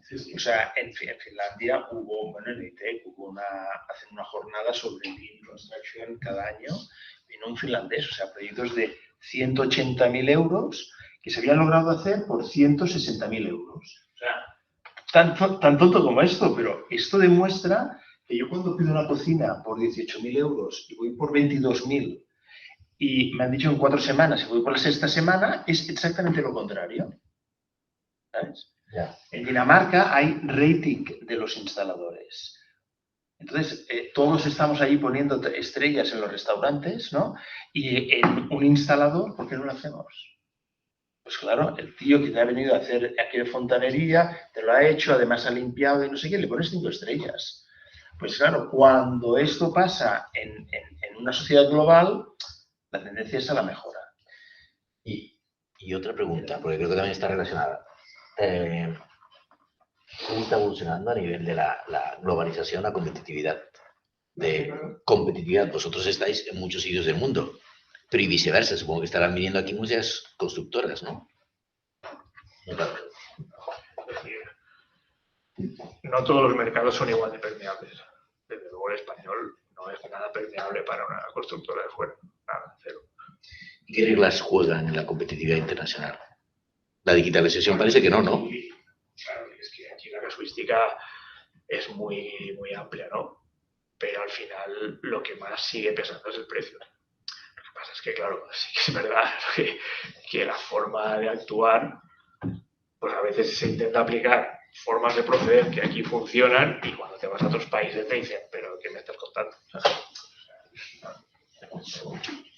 A ver, fuera yo creo que yo no estoy tan de acuerdo en que el tema de digitalización no se tenga en cuenta porque, o sea, no se tenga en cuenta, sino que no se esté globalizando. No, pero que para que tú vayas afuera no es lo que más te están apreciando. Lo que más te están apreciando para ir tú fuera es tu nivel de especialización, porque en nuestro caso somos súper especialistas en construcción ferroviaria y es nuestra palanca de entrada en la mayoría de países. Y luego el precio. Esto sí, pero tú comparas tus costes con un coste medio del trabajador escandinavo, claro, eso es otra cosa. Sí, pero por ejemplo, en tema competitividad, pongamos un ejemplo que tenéis que ir a Francia, hacer una obra y va una empresa. Vas a perder dinero, ya te lo digo. Si vas a Francia, ya te lo digo, que vas a perder dinero. No, pero donde sea, ¿vale? Y pondremos un ejemplo de, va una empresa de aquí española, la cual la digitalización la tiene implementada en despachos, y tiene una empresa alemana, y esto son hechos porque vengo de semanas atrás estar hablando con plataformas que fuera de España están súper instauradas en constructoras, y me juego bastante dinero a que van a coger antes a la alemana a lo mejor que a la española, igualando precios, ¿eh? 2 ofertas completamente iguales, y seguramente cojan antes a la alemana que a la española. Porque no, bueno, se hacen trampas, pero claro. Yo también. Se hacen trampas, pero si no lo hacemos aquí. No, pero es que justamente porque no lo hacemos aquí, porque al final, oye, parece que estoy donde no hay. Yo lo que digo, yo solo transmito lo que he visto en todos estos años que llevo en el sector, ¿no? Que yo no lo suscribo para nada, pero lo que veo. Pero claro, es que al final el tema es que si tú te quieres llevar el contrato, no igualas el precio, lo bajas. Entonces, claro, a igualdad de precio, claro que te van a poner en valor otras cosas, pero es que nunca vas a estar a igualdad de precio. Ese es el tema. Yo simplemente también que quería no sé quién había preguntado el tema de los procesos y de los flujos de procesos. Cuando hablamos de industrialización también, no solo es, oye, que me venga a mí de una fábrica un panel y coloco el panel, ¿no? Que esto nosotros en 011, como en el salón lo incorporamos, nosotros aparte de construir en madera y preindustrializado, industrializamos toda la fase de después. Que esto es un poco más difícil de entender, ¿no? Pero cogemos un coche y sabemos que un coche se le tiene que colocar X pieza, después la otra, después la otra, después la otra, con un orden, ¿no? Esto también es industrializar. Entonces, todo este flujo de procesos que permite meter dentro de la cadena todo el tema, por ejemplo, descargas de material, acopios de material. Cuando a ti esta información encima te viene de un modelo BIM, el cual tiene las mediciones exactas, es un modelo digital tal cual una copia de lo que tú tienes que ejecutar, sabrás qué día te tiene que entrar, qué material, con qué previsión, con cuánta antelación lo necesitas, en qué zona de acopio. O sea, toda esta cadena te incorpora las actividades de transición, de transformación que se le llaman, y las de no transformación. Las de transformación son obviamente las que ejecutas y las otras entraría el tema de descargas de materiales. Si tú enlazas toda esta cadena, entramos ya otra vez en el tema de ahorro de tiempos, ahorro de costes, ahorro de sobrecoste de materiales. ¿Cuántos materiales tiramos en el sector? ¿Cuántos? Y ya no te hablo en fase de estructura, porque la industrialización en fases de estructura, no, perdón, de cimentación, está un poco aún de que es un mundillo que a ver cómo se entra ahí dentro, ¿no? Pero todo lo que es industrialización de viviendas o de hospitales, ¿cuánto material dejamos de tirar? Ahora yo no tengo los datos porque... 36% según el Green Building Council. Ahí te voy a hablar de los nuestros en la obra que hemos hecho. 36% del material que llega a una obra se convierte en residuo.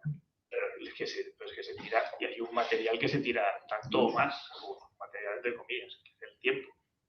Eso es lo que más se tira. Claro, es que es alucinante. Entonces, claro, y por eso, vuelvo a lo que he dicho antes, no solo es el BIM, la digitalización no solo es el BIM, o sea, es optimización de la planificación, por ejemplo. Eso, ahí hay un campo bestial, porque es control de recursos. O sea, tú mucha de la maquinaria que usas en la obra la subcontratas, o sea, la alquilas. Le está realmente sacando todo el provecho que oye, hay un montón de optimizaciones, hay muchísimo. O sea, y aquí entra la industrialización en on-site. O sea, vale que, por ejemplo, si te dedicas a hacer viviendas, sí que es verdad que tendrás cambios. Y cuanto más estandarizado, obviamente mejor y mucho más escalable. Todo esto lo sabemos todos.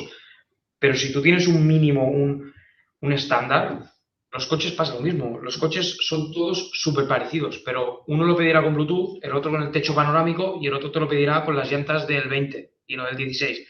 Entonces, estos pequeños cambios obviamente que te van a jugar una mala pasada, no sino un cambio, pero el estandarizar el máximo de procesos, forjados los coloca todo el mundo, aislantes en el suelo térmicos y acústicos los coloca todo el mundo, precrecidos de mortero también, instalaciones también. Entonces, el industrializar todos estos procesos, vamos, cambian el paradigma completamente de cómo se construía. Pero insisto, tú me lo dices a mí y yo te lo compro 100%. Estoy convencido de que es así, 100% convencido. Pero cuando yo voy a un jefe de obra y le digo esto, ¿sabes lo que me dice? Invariablemente, todos, ¿no? Y no es el mayor, el más joven, todos. Es que cada obra es un prototipo. Viene a hacer un CH. No, pero si a mí no me quieres ir a hacer, lo digo, pero es que el problema es entonces el problema es la mentalidad. Hay que cambiar la cultura del sector. El principal problema, dirigiendo por ejemplo el congreso de Rebuild, que yo veo es cada vez hay más promotores que quieren hacer 1.000 viviendas al año, 2.000 viviendas al año. Y esto con construcción tradicional ya no se puede hacer. Y no estamos dando la solución. Y este es el problema, que la solución vendrá por la digitalización, la industrialización, etc. Pero es que le estáis dando ya la solución. No, ojalá yo pudiera dar esta solución. No, pero sí que vienen para buscar soluciones. La solución ya no es la construcción tradicional. La construcción tradicional es que ya no puede digerir esto, ¿sabes? Entonces es cuando automáticamente entra el tema de offsite, por ejemplo. ¿Sabes? Porque entonces es, oye, quiero un coche, quiero 100 coches, quiero 1.000 coches, o sea, ya tanto me da el encargado de obra, el paleta, el no sé qué. Es otra manera de dar solución a esto. Pues la falta de personal, esto va a ser brutal. Yo creo que no somos conscientes. O sea, hay más estudiantes aquí en arquitectura que en formación profesional en la familia de edificación y obra pública. Esto significa que no vamos a tener nadie para construir lo que nosotros diseñamos. Y nos está haciendo hay muy pocas iniciativas a nivel estatal de formación profesional para cambiar esto. Pero es un problema europeo.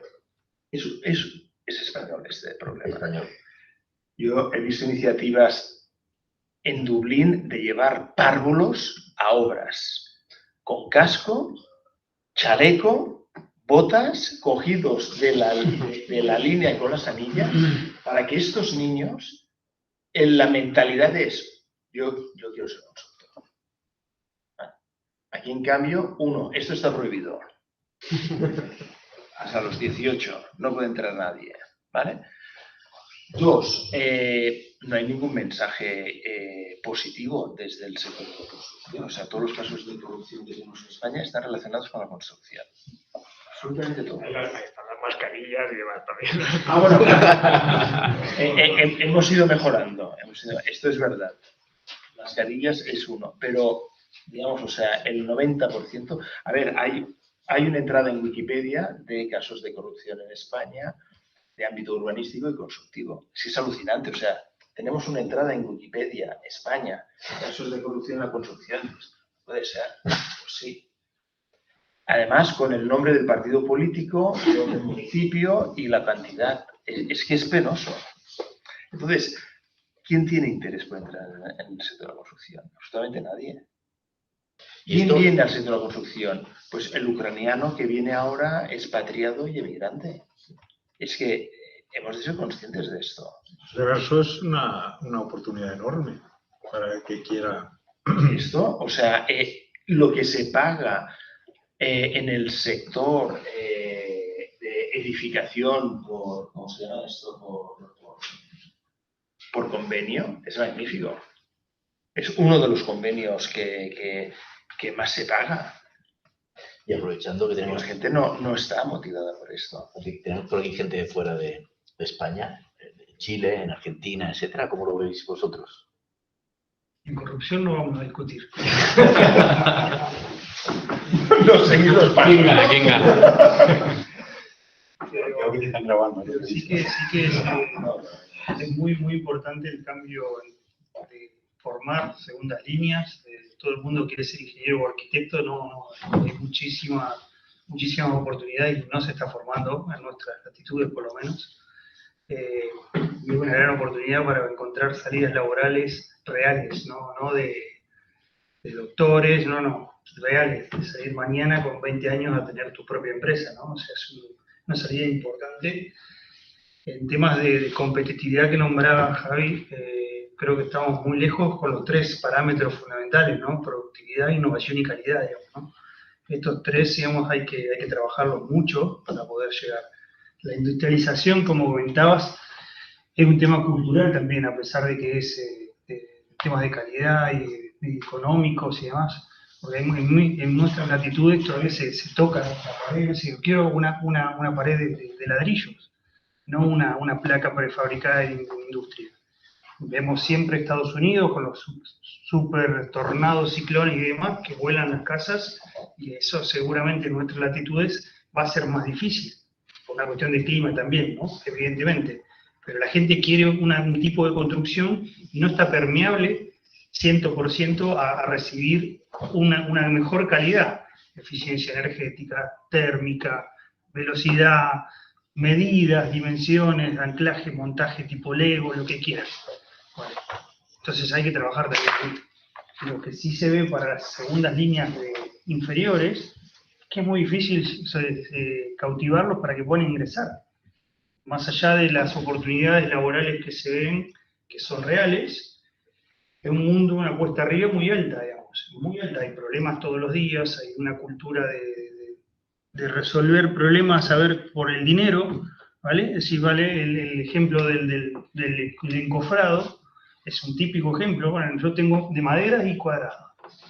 Y es lo que tengo, vengo usando esto en todas las columnas, me va a contar a mí cómo se hace una columna, ¿vale? Entonces, es un tema que hay que abordarlo desde, yo diría, de estratos muy altos hasta el de pie de obra, digamos, ¿no? O sea, los colegios profesionales tienen que impulsar esto como bandera en todo sentido, porque no es solamente el colegio, sino que es del sector en todas las líneas, y sí que se nota, digamos, que hay una corriente nueva que está tratando de empujar como sea cambios, pero bueno, el sistema tiene una inercia, digamos, y algunas cosas se pueden, otras no, digamos, ¿no? O sea, Sí, pero es que además también volvemos, siempre es muy, muy determinante la visión del cliente final. Entonces, claro, estamos haciendo paralelismos con la automoción o con los móviles, pero claro, es que hay que tener presente un factor que es muy importante. Tú, un coche o un móvil,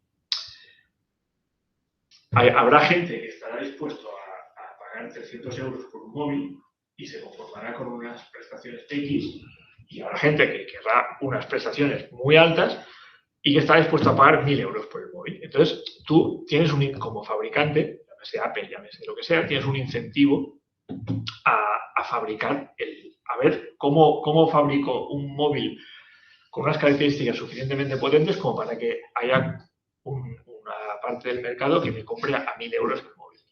En la construcción, en general, no siempre, pero en una gran parte de los casos, el cliente lo que le pide es una obra lo suficientemente correcta, con un nivel de calidad suficiente al menor coste posible. Eso es lo que te pide el cliente. No te pide la obra de mayor calidad posible, aunque sea a costa de pagar más. Entonces, claro, ese matiz es muy importante, porque claro, si tú tienes topado, si a ti te dicen el móvil te va a costar 300 euros, jamás vas a tener un iPhone 13. No sé ni por qué número hay. Jamás te va a fabricar nadie porque no. Entonces, claro, eso es muy determinante. Muy determinante. Pero sin sostenibilidad. Sí, porque en sostenibilidad, por ejemplo, cuando industrializas, eres más sostenible, con lo que los gobiernos ya están entrando en hechos de que tú tengas beneficios o penalizaciones, por otro lado, si tienes un máximo de emisiones de CO2, entonces... Claro, pero te lo tiene que marcar el cliente, llámese la administración o llámese un promotor privado, te lo tiene que marcar el cliente. Si no te lo marca el cliente, si lo que el cliente implícita o la mayoría de veces explícitamente lo que te transmite es yo quiero un nivel de calidad mínimo al menor coste posible. Un nivel de calidad correcto al menor coste posible. Si lo que te transmite eso, y si es que solo hay que ver las fórmulas de adjudicación, o sea, claro, ¿qué es lo que te pesa en la puntuación? En muchos concursos te pesa prácticamente lo que determina no es una subasta pura, pero se le parece mucho. Y en muchos casos es directamente subasta pura. O sea, es algo que Europa, esto es una mala traducción de la directiva 22 del 2014 que se hizo para el Green Procurement en Europa, en el que hay una frase explícita de que, por ejemplo, el coste no ha de ser el único indicador. Entonces, ¿qué se hace? Típica es españolada o catalanada, que es, oye, todo lo demás va a ser un 50%, le damos los mismos números a todos, y entonces el precio es el 50% y va a depender del precio. Pues, 50 o menos. Este no es el objetivo de esto. El objetivo que te dice Europa es, señores, han de priorizar las soluciones innovadoras. 1. 2. Las soluciones que tengan pymes dentro de los lotes. Y van haciendo así. Y ninguna de estas está dentro de la legislación española, que yo sepa. Entonces, es algo que no está bien hecho. En otras latitudes, o sea, se hace que si el coste del proyecto está determinado con este proyecto, dando por buenos los bancos oficiales de precios, etcétera, dice, se marca, oye, lo que voy a pagar son 2 millones de euros por esta obra. Ahora, dime tú qué me ofreces de más. Hostia, pues yo te lo hago en menor tiempo, yo te emito menos tal, yo además te voy a hacer esto y te hago unos trasteros, y además te voy a hacer el alumbrado de no sé qué. Son mejoras al proyecto, pero nadie pone en cuestión la calidad de aquello. O sea, lo que es alucinante es pensar que pagando menos vas a conseguir la misma calidad. Es que esto va en contra de cualquier principio. empieza ya a nivel de proyecto. Porque claro, es que a nivel de proyecto muchas veces ya escañan al proyectista.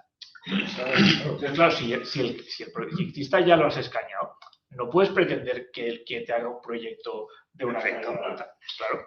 Entonces ya parte el problema de origen. Entonces, que evidentemente a la constructora ya le encaja el poder tener argumentos para cambiar el proyecto, pero es que realmente el proyecto te lo han pagado mal y te lo han obligado a hacer en poco tiempo, porque en realidad lo que querían era un documento para licitar. Entonces, claro, esto también es un poco un vicio de origen. Y volvemos a lo de esto, el tema es el cliente, o sea, que las constructoras tenemos nuestras cosas, eso nadie lo va a poner en duda, pero es que hay que tener el origen y el final de todo es el cliente, porque al final es el que me da de comer, a mí el cliente. Entonces, y es el que marca las reglas del juego. Yo me adapto como puedo, pero el que de verdad condiciona todo es el cliente. Yo creo que esto da para mucho más debate, porque bueno, eso ya es como es el origen, cómo va evolucionando, ¿no, Joan? Y hemos tratado muchos temas, pero tampoco quisiera, con las 5 menos cuarto, llevamos hora y 2 horas menos cuarto, y a mí lo que me gustaría es que repitiéramos con más temas. Y la idea era esto, ¿no? Abrir temas que luego podamos ir siguiendo tirando del hilo. Porque ahora, mientras estabas comentando esto, se me estaban ocurriendo un montón de preguntas, pero decía, no, mejor me contengo porque si no... Entonces, yo quisiera hacer una ronda final de preguntas breves, por así decirlo. Si alguien quiere comentar algo, si alguien desde la distancia, si quiere preguntar algo, o aquí en la sala. Yo solo una propuesta para vosotros, y es que si hacéis otra así, de todo lo que es tema de digitalización y estas cosas, no se haga aquí. Se haga en las aulas con todos los alumnos de arquitectura, caminos, edificación, porque si no... Se queda aquí. Se queda aquí. ¿Vale? Es decir, va a llegar, o sea, llegará mucha gente, pero llegará gente que ya está metida en el mundillo y en el sector y está muy bien, ¿no? Pero propongo de verdad que con las escuelas o con quien sea... Yo creo que... Sí, yo definitivamente, y por eso también quiero agradecer, Ignacio, algo que estáis haciendo vosotros. Bueno, sí. Hay que agitar, ¿no? Hay que agitar el sector, hay que plantearse preguntas, hay que contrarrestarlo a diferentes países. Quiero decir, el tema de la digitalización ya hemos visto en otros sectores cómo ha arrasado, ¿no? Con industrias que venían de tiempo atrás y que de repente de la noche a la mañana parece que todo ha cambiado. ¿Qué va a pasar en la construcción? No lo sé, aquí ya se han hablado un montón de ingredientes. Por lo tanto, espero que esta no sea una única, sino que sean muchas. Si podemos hacer en las aulas, pues lo hacemos en las aulas, o en estos formatos, o de muchas maneras. Pero bueno, pues ahora es que lo estáis haciendo cada año. Cada año tenéis... Sí, pero bueno, lo que dice Paul está bien, o sea, cada uno de nosotros, ¿qué puede hacer en este sentido? ¿Sabes? Y entonces claro, estamos hablando de trabajo colaborativo. Yo he lanzado, o sea, la semana pasada hubo el EUBIM, el encuentro de usuarios BIM, que es lo más añejo que tenemos sobre BIM en España, y se realiza en la Escuela de Arquitectura Técnica, ¿no? Entonces... perdona, ¿la Salle? No, en Valencia. En Valencia. Ah, en Valencia, vale. Entonces, todo el mundo hablando de procesos colaborativos, trabajo colaborativo y tal, y pregunté, había un decano de una escuela, ¿no? Y dije, oye, ¿qué costaría hacer que un proyecto final de carrera se hiciera por 2 alumnos de distintas facultades? Es imposible. Pues ya está. O sea, no hace falta hablar más. No hace falta hablar más. O sea, hasta que en un proyecto final de carrera no lo haga un arquitecto con un ingeniero de caminos, un arquitecto con un arquitecto técnico con uno de obras públicas, etcétera, ¿qué les vamos a explicar de trabajo colaborativo? Esto para empezar. La digitalización. Oye, el ordenador que tenéis en la sala de auditorio de esta facultad, yo aluciné, me invitaron, me parece que eran Foro Civil o algo así se llaman. Foro Civil. Para dar un par de conferencias sobre BIM, enciendo el ordenador, ostras, no he visto ordenador con más software en mi vida. Y dije, ¿todo esto lo aprendéis? Dice, no, está aquí, pero no lo aprendemos. Entonces, claro, digitalización, oye, vayamos a forzar el tema, ¿no? Ahora, en escuelas de arquitectura, diseño, etcétera, pues hay alguno atrevido que trae el proyecto en su móvil, te pone unas gafas y ¡pam! Y te lo enseñan. Dices, hombre, este chaval ya está a otro nivel, ¿no? Y así trabajar en todo, ¿no? Sostenibilidad. Pues yo creo que nadie opera en esta, ¿no? en este layer, para decir. Claro, pues, oye, el próximo proyecto trae las emisiones de CO2 que vas a tener. ¿Qué va a crear tu proyecto? Pues tampoco somos capaces de hacer esto. Entonces, materiales, hablamos de residuos. Oye, perfecto. Pero entonces, ¿qué tanto por ciento de material reciclado se me obliga a mí para un proyecto de arquitectura? 0. No tenemos botellas de agua, pero cualquier botella de agua te dice el 80% reciclado, el 90% reciclado, el 100% reciclado, el 99% del material de un coche es reciclado y reciclable. De aquí, el pasaporte de materiales para un edificio o de infraestructuras, no sabemos lo que es. Circularidad, no sabemos lo que es. O sea, yo, Paul, esto, pero lo exprimiría para el bien de nuestros estudiantes. Porque nuestros estudiantes ahora es que no pueden ir, ¿sabes? O sea, la capacidad de diseño es una, pero pues ahora se pide una cantidad de capacitación y habilidades que no tenemos. Y para terminar, nosotros ayudamos a un IES en el Llobregat para hacer paletas BIM. Cada medio 2 años. El primer año, pues si pudieran dejar la escuela, la dejarían porque ya tienen ofertas de trabajo. ¿Puedes definirlo? ¿Has dicho paletas BIM? Paletas que saben utilizar esto. Vale. ¿Y cómo lo utilizan? Pues abren aquí lo que han de hacer cada día. Y cuando terminen el trabajo, hacen una fotografía y lo suben a la nube. Pero si esto lo hacen con el bocata de chorizo que se comen, ¿no? Y lo subes a Facebook, a Twitter, a TikTok, no sé qué, y no lo haces para lo que te pagan. ¿Sabes? O sea, cosas tan sencillas como esto, ¿no? Solamente esta gente que pudiera trabajar de esa manera, esta empresa los cogería directamente, ¿no? ¿O no? ¿Cómo? Fíjate, o sea, ¿sabes? O sea, si estamos hablando de empleabilidad, tenemos 2 millones de parados en nuestro país y tenemos una necesidad evaluada de 700.000 personas que han de trabajar en el sector de la construcción para que podamos cumplir los Next Generation, que no los vamos a cumplir. O sea, estamos... No lo entiendo. O sea, te dan 5 veces el plan Marshall, que es 5 guerras mundiales, y te dan la recuperación de 5 guerras mundiales y no veo absolutamente ningún... Bueno, esto era el final de la estructura, ¿no? Sí. Básicamente plantearnos, ¿hay algo que podamos hacer? Por supuesto que sí, ¿no? Pero podemos pensar algo en alguna acción particular, concreta, que podamos hacer para poner manos a la obra, ¿no? Bueno, yo creo que lo que decían antes, o sea, hemos de invitar a políticos, a distintas, ¿sabes? O sea, a distintos decisores, porque como dice Joan, quien manda es el cliente. Y hay 2 tipos de cliente, el privado y el público. Pues traigamos a estas mesas estos 2 clientes. Lo que yo decía de TikTok lo decía, pero igual un canal de Twitch tampoco sería ninguna tontería retransmitir esto por Twitch. ¿Por qué no? Creo que tienes que tener con constancia. Ya... Pero sí, sí. Alejandro, que... Yo con el tema del cliente estoy y no estoy de acuerdo. Sí que hay que pensar en el cliente, pero no podemos depender del cliente para desarrollar tecnología. Si no, nos hubiese inventado, por ejemplo, el automóvil, porque claro, la gente necesitaba transporte más rápido, porque la gente hubiese pensado, vamos a hacer caballería más rápida.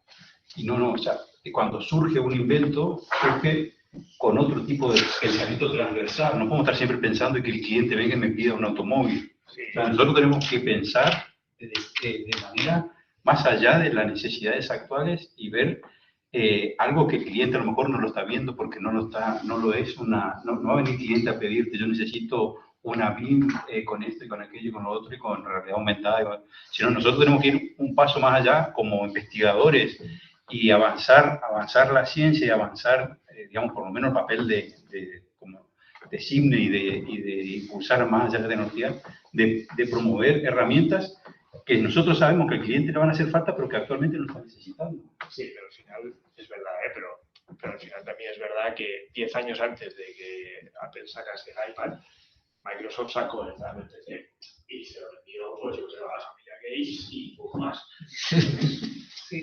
Y era un producto que era, bueno, yo no tuve uno yo, pero una persona de la oficina tenía uno y el mercado, pues por los motivos que fuese, no estaba listo para eso. Entonces, pero marketing con todo, igual.